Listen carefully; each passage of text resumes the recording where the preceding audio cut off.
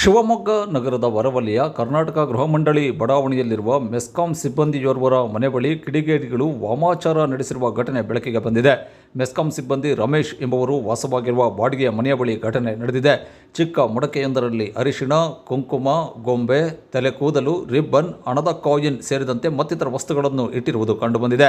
February 23ರ ಸಂಜೆ ಮನೆ ಹಿಂಭಾಗದ ಗೋಡೆ ಬಳಿ ವಾಮಾಚಾರ ನಡೆಸಿರುವುದು ಕಂಡುಬಂದಿತ್ತು. ವಾಮಾಚಾರದ ವಸ್ತುಗಳನ್ನು ಸಮೀಪದ ಕಸದ ರಾಶಿಗೆ ಎಸೆಯಲಾಯಿತು.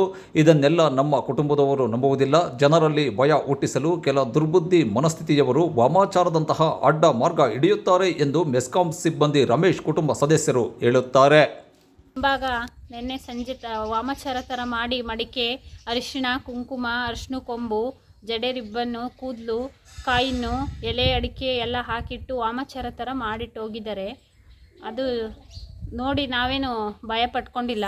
ತೆಗೆದ್ಬಿಟ್ಟು ಹೊರಗಡೆ ಕಸಕ್ಕೆ ಬಿಸಾಕಿದ್ದೀವಿ. ಯಾರಿಗೆ ಈ ಥರ ಮಾಡ್ತಾ ಇದ್ದಾರೋ ಜನಗಳು ಅಂತ ಗೊತ್ತಾಗ್ತಾ ಇಲ್ಲ.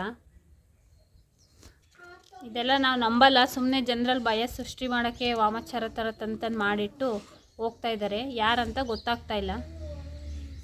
ಆ ಕಡೆ ಈ ಕಡೆ ಖಾಲಿ ಸೈಟ್ಗಳಲ್ಲೆಲ್ಲ ವಾಮಾಚಾರ ಮಾಡೋದು, ಜನಕ್ಕೆ ಭಯ ಮೂಡಿಸೋದು ಎಲ್ಲ ಮಾಡ್ತಾ ಇದ್ದಾರೆ. ಇದ್ರ ಬಗ್ಗೆ ಕ್ರಮ ಕೈಗೊಳ್ಬೇಕು ಅಂತ ಹೇಳ್ತಾ ಇದ್ದೀವಿ.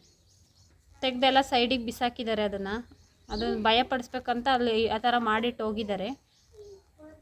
ಅದ್ರ ಬಗ್ಗೆ ಕ್ರಮ ಕೈಗೊಳ್ಬೇಕಂತ ಹೇಳ್ತಾ ಇದ್ದೀವಿ. ಹರ್ಷಿತಾ.